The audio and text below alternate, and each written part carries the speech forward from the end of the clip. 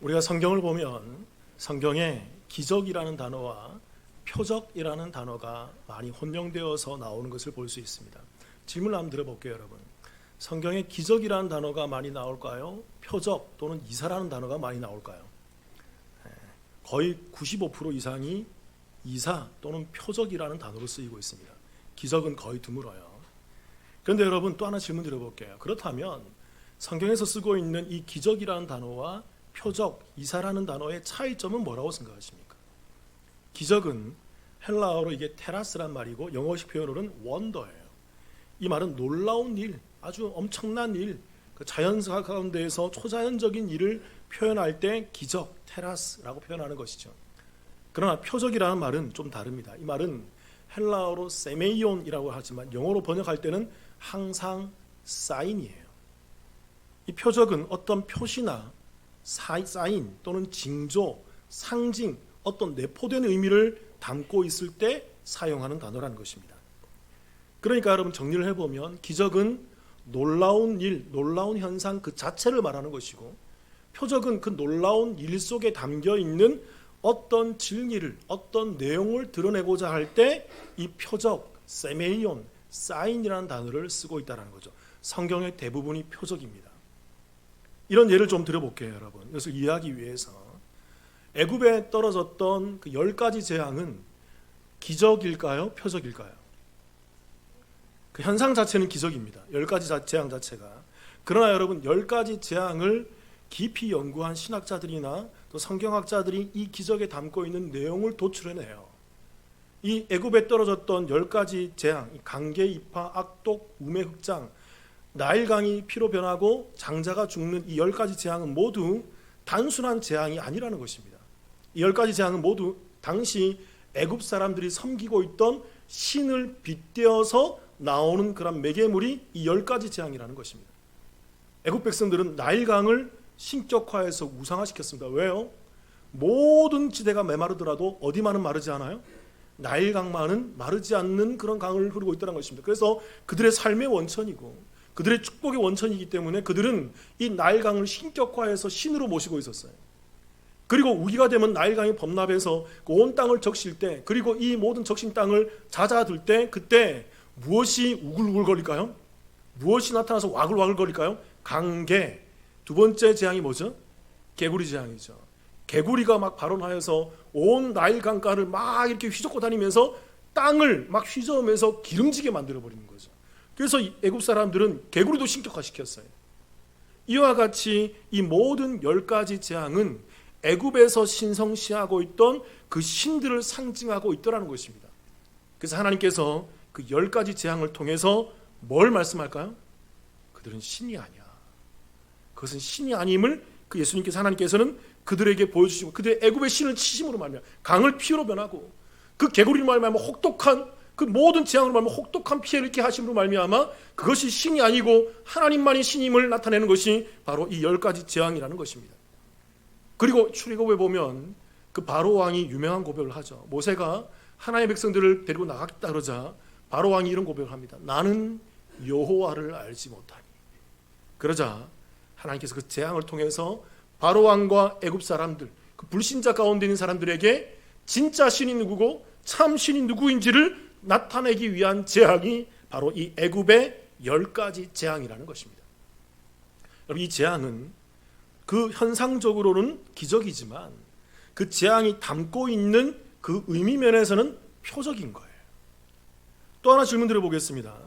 이스라엘 백성들이 출애굽해서 만나게 돼서 지나가게 되었던 큰 바다가 하나 있죠. 무슨 바다입니까? 무슨 강? 홍해 바다죠. 이 홍해 바다를 지나간 사건은 여러분 기적일까요? 표적일까요? 그렇죠. 그 표면적으로는 이 자체는 기적입니다.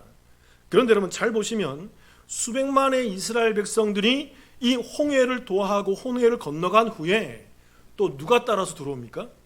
애굽 병정들이 따라서 들어오게 되어서 이 사람들은, 이 애굽 병정들은 홍해에서 수장되는 사건이 일어나는 거죠. 이것에 대해서 히브리서 11장 29절이 이렇게 얘기합니다. 같이 읽어볼까요? 시작. 믿음으로 그들은 홍해를 육지같이 건넜으나 애굽 사람들은 이것을 시험하다가 빠져 죽었으며. 믿음으로 그들은 이스라엘 백성들입니다. 이스라엘 백성들은 무엇으로 홍해를 들어갔다고요? 믿음으로, 그 믿음을 가지고 하나님이 수여하시는 믿음이겠죠. 그 믿음으로 가지고 그들은 홍해를 지나가게 되었다는 것입니다. 강권적인 은혜에 의해서. 그래서 그들은 그 홍해, 죽음의 바다인 홍해를 지나서 그 홍해 반대편에 살아나오는 모습은 나오는데, 애굽 병정들도 똑같이 이것을 뭐 하다가? 시험하다가. 근데 이 말이, 시험이란 말이 헬라어로 페이라란 말입니다. 이게 시험이란 말로 있지만 좀 더 정확한 번역은 시도라는 말이에요. 그래서 많은 번역서들이 이 말을 시험이라기보다는 시도했다, 따라했다라고 번역하고 있어요. 그래서 애굽 병정들이 이스라엘 백성들과 함께 똑같이 따라서 그 홍해, 죽음의 바다 속에 들어갔다는 것입니다. 그런데 애굽 병정들은 그 속에서 어떻게 돼요? 살아나오지 못하고 죽게 되더라는 것입니다. 질문 드려볼게요. 왜 죽었을까요? 이들은 무엇이 없어서?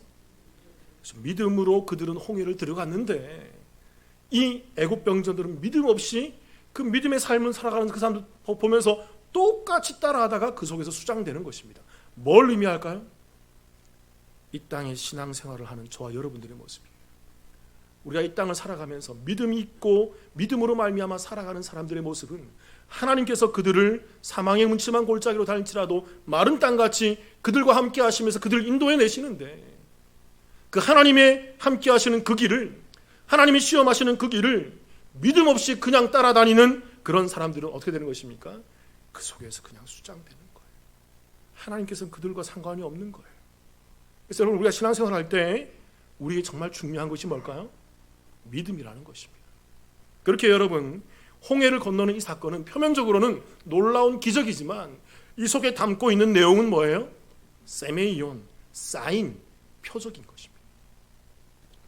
오늘 우리가 나누게 될 이 말씀도 마찬가지입니다. 오늘 우리가 나누게 될 이 말씀은 문학에서 말하는 어떤 구조가 있습니다. 따라해 보겠습니다. 샌드위치 구조. 자, 여러 번 설명했던 그런 문학 구조죠. 샌드위치 구조는 말 그대로 빵이 앞뒤로 딱 있고 그 속에 뭐가 들어있어요? 햄이 들어있단 말입니다. 그럼 샌드위치에서 제일 맛있는 부분이 뭐예요? 빵이라고 얘기하면 제가 할 말이 없어요. 그 속에서 뭐가 제일 맛있어요? 햄이 맛있죠. 그래서 이 샌드위치 구조에서 가장 중심되는 구조, 가장 중심되는 생각은 어디에 들어있다는 것입니까?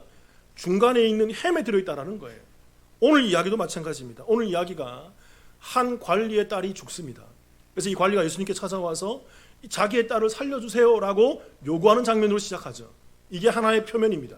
그리고 예수님께서 그 관리의 딸을 살려주기 위해서 가는데 그 도중에 혈루증을 앓는 여인이 예수님의 옷자락을 만지면서 구원받게 되는 사건이 삽입되어 있어요. 그리고 이 예수님께서 그 여인을 구해주시고 그 관리의 집에 가서 그 관리의 죽은 딸을 구원해주시고 살려내시는 장면이 이렇게 샌드위치로 딱 있다는 것입니다. 그래서 여러분, 오늘 이 샌드위치 구조가 말하고 있는 내용이, 햄이 들어있는 내용이 바로 혈루증을 앓고 있는 여인의 어떤 모습인데, 자, 질문 드려볼게요. 오늘 말씀은 마태복음 9장 18절부터 26절까지의 9절의 말씀입니다. 여러분, 이 9절의 말씀, 18절부터 26절까지 9절 말씀 가운데 가장 중심되는 사상이 몇 절에 들어있을까요? 햄이 중요하다고 그랬죠. 그래서 26절부터 딱 걷어내면 4절을 다섯 번째가 중요하니까 4절 걷어내면 몇 절이 중요할까요? 9장 22절이죠. 같이 읽어보겠습니다. 여기 핵심이 있어요. 읽어보겠습니다. 시작. 예수께서 돌이켜 그를 보시며 이르시되 따라 안심하라. 내 믿음이 너를 구원하였다 하시니 여자가 그 즉시 구원을 받으니라. 그러니까 이 말씀은 샌드위치 구조로 되어 있는 말씀으로 중심에 이 말씀이 들어가 있다는 것입니다.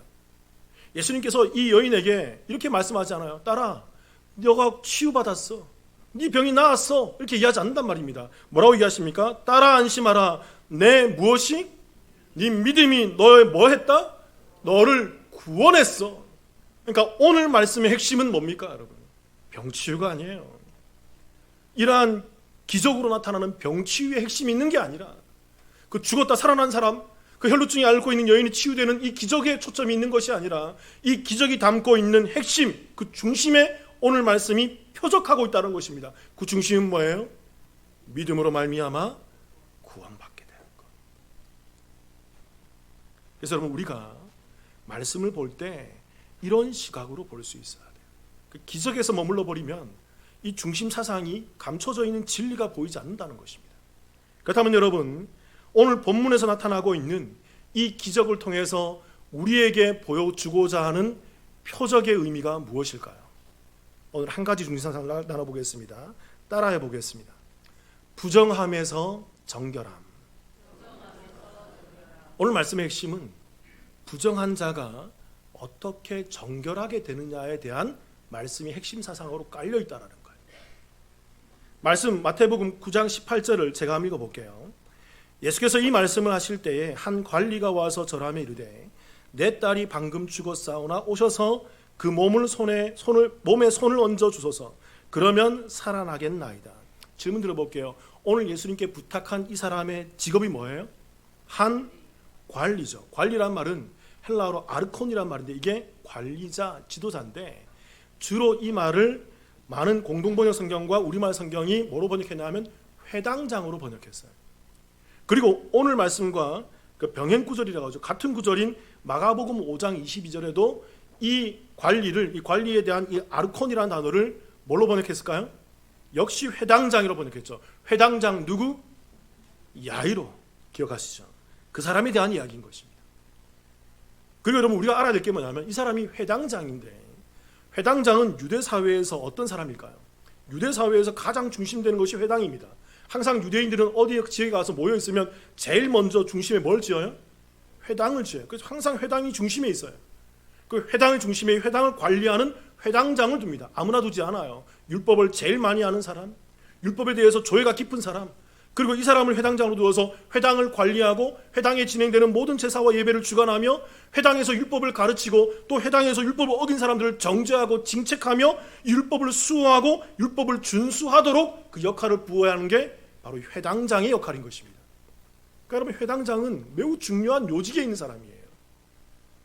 이런 관리가 여러분 오늘 예수님께 찾아와서 무엇을 요청합니까? 잘 이해하셔야 돼요. 이 사람이 예수님께 요청하는 게 단순히 예수님 우리 집에 와서 내 딸을 살려주세요가 아니에요. 오늘 성경의 정확한 표현이 뭐냐면 이런 것입니다. 예수님 오셔서 그 몸에 뭘 얹어주셔서? 손을 얹어주셔서 그리하면 살겠나이다. 이 표현이 너무 중요해요. 딸이 죽었는데 시체가 되어 있는데 예수님을 초대해서 예수님 보고 이 딸의 시체에 죽은 딸의 몸에 예수님의 손을 올려달라는 것입니다. 그러면 살게 됐다는 거예요. 그럼 여러분 중요한 질문 하나 드려볼게요. 너무나도 중요한 질문. 오늘 이 회당장이 예수님께 질문하는 이 질문에 대해서 여러분 어떻다고 생각하십니까? 이런 질문이에요, 여러분. 율법에서 이러한 모습을 뭐라고 얘기할까요? 레위기 21장 11절입니다. 같이 읽어볼까요? 시작. 어떤 시체든지 가까이 하지 말지니 그의 부모로 말미암아서도 더러워지게 하지 말며. 어떤 시체도 뭐 하지 말라? 이건 만져도 안 되는 거예요. 그리고 그 시체가 서로 부모라 하더라도 어머니의 시체, 아버지의 시체라 하더라도 절대 뭐 하지 마라? 만지지 말라는 것입니다. 더러워진다는, 부정하게 된다는 거예요. 여러분 왜 시체를 만지면 부정하게 될까요? 시체는 죽음을 상징하거든요. 하나님은 생명을 상징하거든요. 성경의 정의입니다. 하나님은 죽음과 공존할 수가 없어요. 생명은 죽음과 공존할 수 없어요. 그래서 죽음받은 그러한 상징을 갖고 있는 그것은 부정하게 되는 것입니다. 그리고 여러분 민수기 19장 13절도 보세요. 제가 읽어보겠습니다. 누구든지 죽은 사람의 시체를 만지고 자신을 정결하게 하지 아니하는 자는 여호와의 성막을 더럽힘이라. 그가 이스라엘에서 끊어질 것은 정결하게 하는 물을 그에게 뿌리지 아니하므로 깨끗하게 되지 못하고 그 부정함이 그대로 있음이라. 시체를 만지면 부정하게 되는 거예요. 그 사람은 이스라엘에서 끊어지는 것입니다. 왜요? 이스라엘 구원받은 하나님의 백성이거든요. 생명이 있는 백성이거든요. 그들에게 시체를 만지는 것은 죽음과 함께 한다는 것은 부정한 것이죠. 그런데 여러분 오늘 말씀에서 이러한 율법을 잘 알고 이러한 율법을 잘 지키고 이러한 율법을 잘 가르치며 이 율법을 어기는 사람을 징계하고 징책하며 그것에 대해서 율법을 매우 확실하게 수호해야 될 그런 책임이 있는 회당장이 오늘 예수님께 와서 자신의 죽은 딸의 시체에 손을 얹어 달라고 얘기하는 거예요. 여러분, 이것은 율법에 따르면 예수님을 부정하게 만드는 결과예요. 잘 이해하셔야 됩니다. 오늘 말씀의 이 첫 부분의 정의는 이런 것입니다. 율법을 수호해야 되는 회당장이 율법을 범하고 있어요. 이게 오늘 말씀의 첫 번째 정리예요. 그리고 또 여러분, 오늘 말씀에 삽입되어 있는 햄과 같은 이야기 하나 있다고 그랬죠. 그게 바로 또 하나의 사건인데, 마태복음 9장 20절 같이 한번 읽어보겠습니다. 시작. 12해 동안이나 혈루증으로 앓는 여자가 예수의 뒤로 와서 그 겉옷가를 만지니. 혈루증을 앓는 여인이 예수님의 겉옷가를 만지는 사건입니다. 혈루증이라는 것은 여러분 잘 아시겠지만 몸에서 피가 멈추지 않는 병이에요. 그래서 이것을 혈루증 또는 하혈이라 그러죠. 이 혈루증을 앓는 사람에 대해서 그리고 성경이 또 뭐라고 얘기할까요? 레위기 15장 2절입니다. 제가 한번 읽어볼게요. 이스라엘 자손에게 말하여 이르라. 누구든지 그 몸에 유출병, 이게 혈루병이에요. 이 혈루병이 있으면 그 유출병, 혈루병으로 말미암아 뭐한지라? 부정하게 된다는 거예요. 왜 혈루병이 부정하게 될까요? 이것은 피는 생명의 근원인 거예요. 이 피가 몸 안에서 제대로 돌지 않고 관리되지 않은 상태에서 피가 몸에서 계속 빠져나가고 있다. 이게 뭘 상징할까요? 죽음을 상징하고 있거든요. 죄로 말미암아 죽어가는 인간의 모습을 그대로 상징하고 있는 게 또 하나의 병인 혈루증의 모습이라는 것입니다. 그래서 이것은 부정한 것으로 성경에서 율법에서 정죄하고 있는 것이죠. 그리고 여러분, 레위기 15장 7절도 같이 읽어보겠습니다. 함께 읽어볼게요. 시작. 유출병이 있는 자의 몸에 접촉하는 자는 그의 옷을 빨고 물로 몸을 씻을 것이며 저녁까지 부정하리라. 이 유출병의 몸에 접촉해서는 안 되는 거예요. 근데 접촉했다 그러면 정결함을 입어야 되는 거죠. 어떤 예식을 해야 되고 그 정한 그 발을 온전히 행해야만 그 사람이 정결해질 수 있는 것입니다. 그리고 여러분, 민수기 5장 1절 3절에 보면 이런 말씀이 있어요. 제가 읽어볼게요. 여호와께서 모세에게 말씀하여 이르시되 이스라엘 자손에게 명령하여 모든 나병 환자, 문둥병이죠, 유출증이 있는 자와 죽음으로 부정하게 된 자, 시체로 말미암아 부정하게 된 자 만져서 그를 다 어디 밖으로? 진영 밖으로 내보내되 남녀를 막론하고 다 진영 밖으로 내보내어 그들이 진영을 더럽히게 하지 말라. 내가 그 진영 가운데 거하느니라. 이스라엘의 진영 안에는 누가 거하십니까? 생명이신 하나님이 거하세요. 생명과 죽음은 공존할 수 없어요. 죽음을 상징하는 그 문둥병과 죽음을 상징하는 그 유출병과 죽음을 상징하는 그 시체를 만지는 사람들, 부정하게 된 그 죽음받은 사람들과는 생명이신 하나님과 공존할 수 없단 말입니다. 그래서 하나님께서 그들은 진영 밖으로 내치라고 얘기하는 거죠. 이게 영적인 의미예요. 왜요? 이 모든 병들은 죽음을 내포하고 있는 상징적인 의미를 갖고 있기 때문인 거죠. 자, 여기서 여러분, 이렇게 중요한 걸 하나 알려드릴게요. 어떤 한 신학자가 매우 유의미한 해석을 한 가지를 했습니다. 자, 이걸 보고 매우 무릎을 치면서 그래, 과연 이거지. 그러면서 제가 무릎을 쳐서 정말 감탄하게 되었던 때가 있어요. 그 말씀이 바로 마태복음 9장 20절입니다. 다시 제가 한번 읽어볼게요. 보세요. 12해 동안이나 혈루증으로 앓는 여자가 예수의 뒤로 와서 무엇을 만져요? 겉옷이 아니죠. 무엇이죠? 겉옷가를 만지니. 여러분, 이 겉옷가, 이 겉옷가라는 말, 이 말은 헬라어로 이 말은 단순히 겉옷 이렇게 겉옷을 만졌다가 아니라 겉옷의 끝자락을 만졌다라는 거예요. 이스라엘 백성들, 특히 유대인 남성 가운데 겉옷은요 매우 중요해요. 이것은 이불과 같아요. 이스라엘은 일교차가 심하기 때문에 팔레스타인은 이 겉옷이 너무 중요해요. 그래서 겉옷을 내어주는 것은 매우 중요한 의미가 있는 거죠. 근데 이 겉옷가에 그 끝자락에 이스라엘 백성들은 꼭 뭔가를 하나 장치를 해놨어요. 그게 뭐냐면 옷술을 달았어요. 왜 옷술을 달았을까요? 민수기에 보면 하나님께서 율법을 주시면서 이렇게 얘기합니다. 너희 모든 성인들의 겉옷가에, 겉옷 끝에 술을 달아라 얘기하고 있어요. 그리고 그 술을 보면서 항상 내가 너희에게 말한 여호와의 율법을 기억하라고 얘기하는 것이죠. 그러니까 여러분, 상징이 뭐냐면 이 겉옷과 겉옷술은 뭘 상징하고 있어요? 여호와의 율법, 여호와의 말씀을 상징하고 있단 말입니다.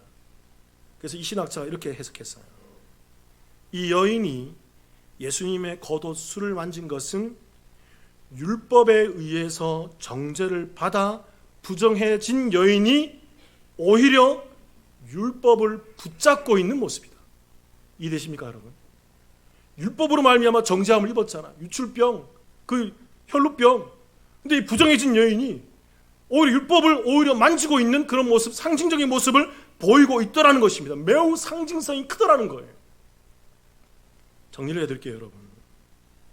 시체를 만지는 것은 부정한 것입니다. 그래서 혈루병을 앓고 있는 사람과 접촉하는 것도 부정한 것이에요.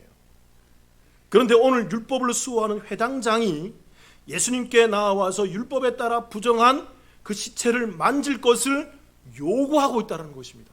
있어서는 안 되는 일인 거죠. 또 두 번째로 이 율법에 의해 부정한 이 여인이 율법으로 상징되는 예수님의 옷을, 그 율법을 만지고 있는 모습을 보이고 있더라는 것입니다. 있어서는 안 되는 일인 거죠. 공통점이 보이십니까, 여러분? 자, 질문 드려볼게요, 여러분. 이러한 율법에 따라 부정해진 사람이 누구에 의해서 회복이 될까요? 예수님인데 제가 의도하는 정확한 의도는 이거예요. 단순히 예수님이 아니라 율법의 마침이 되고 율법의 완성이 되고 율법의 근원이 되시는 예수 그리스도예요.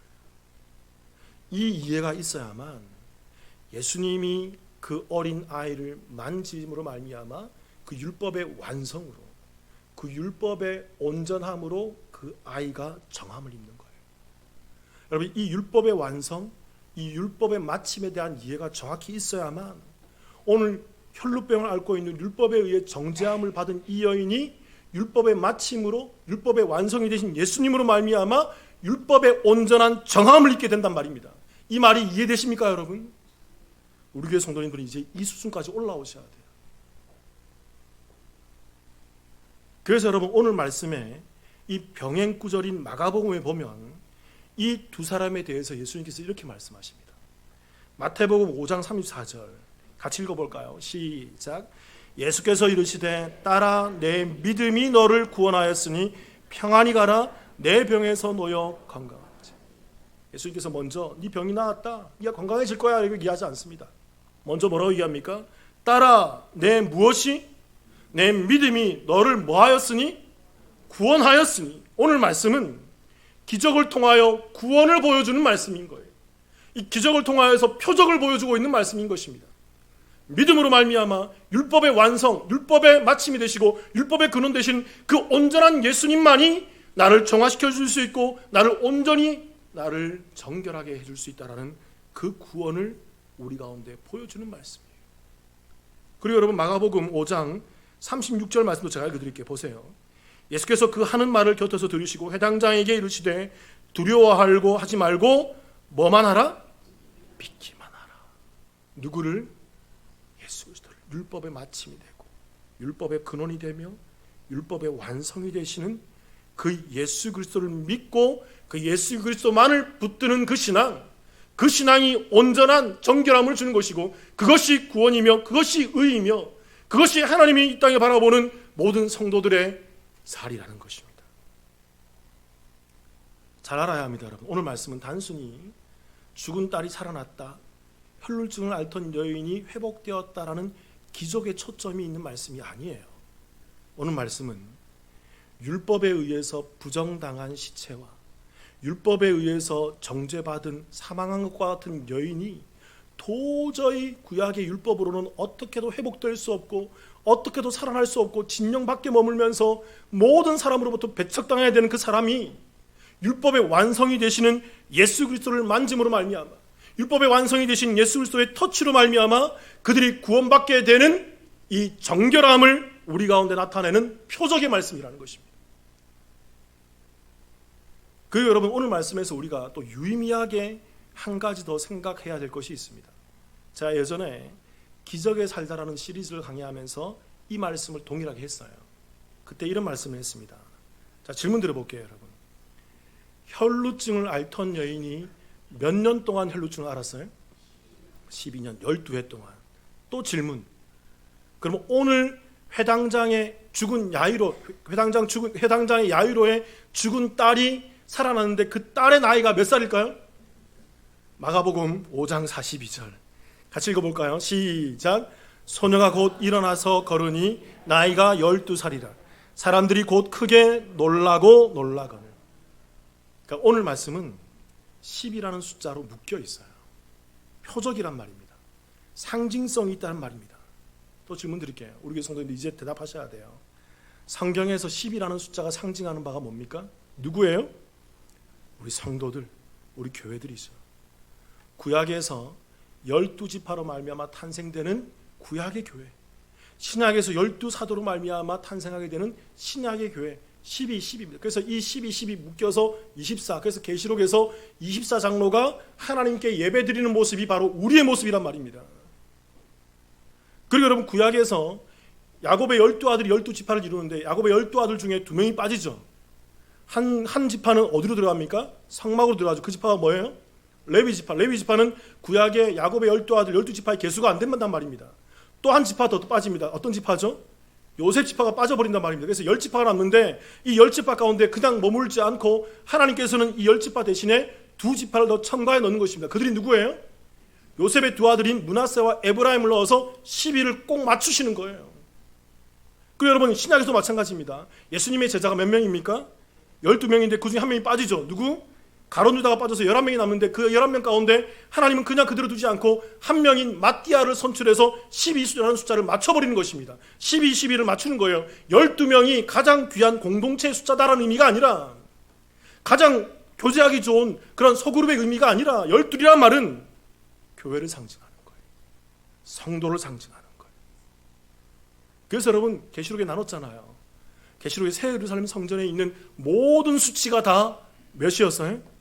10이라는 숫자로 점철되어 있다고. 12, 144규빗, 12,000 스타디온, 전부 다 12문, 12돌.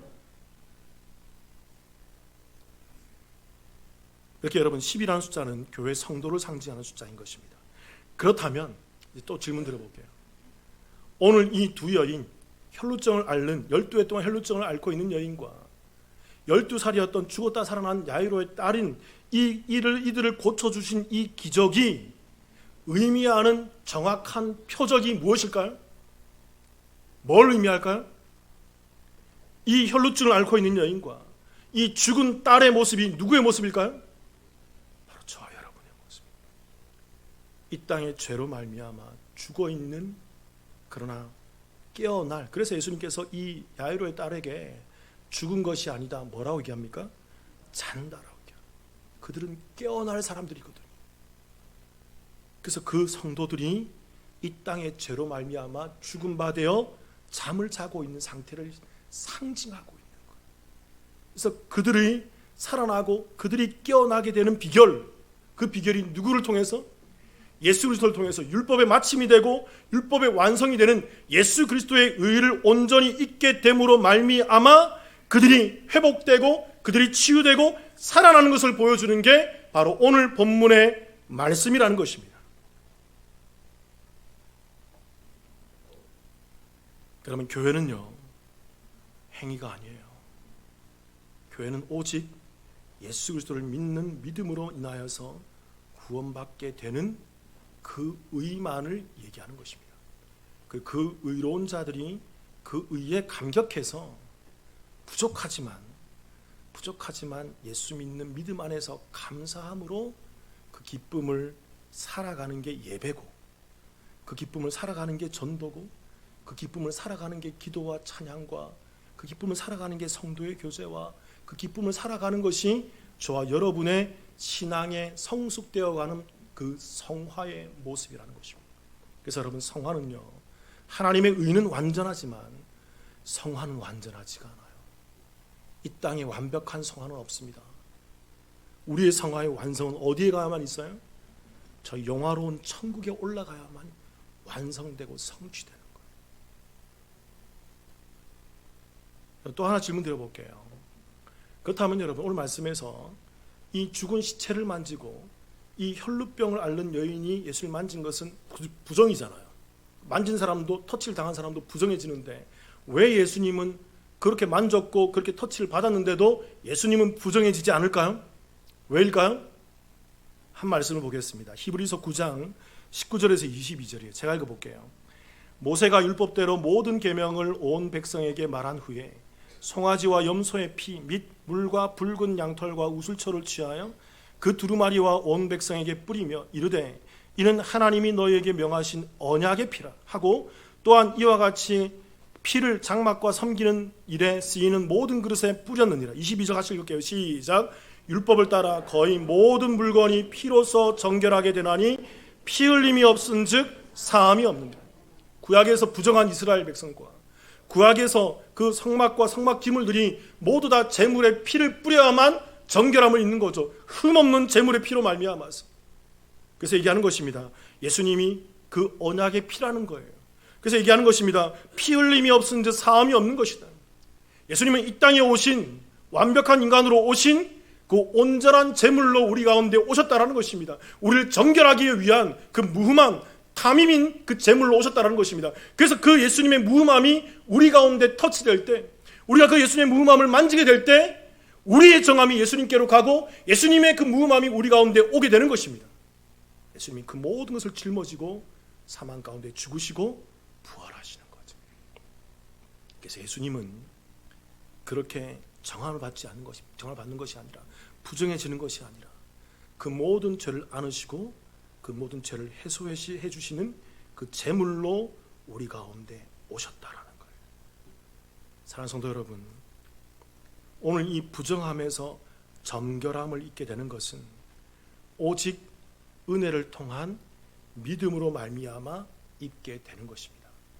단순히 그 은혜로 말미암아 믿음을 잊게 되었다라는 것만 의미하지 않아요.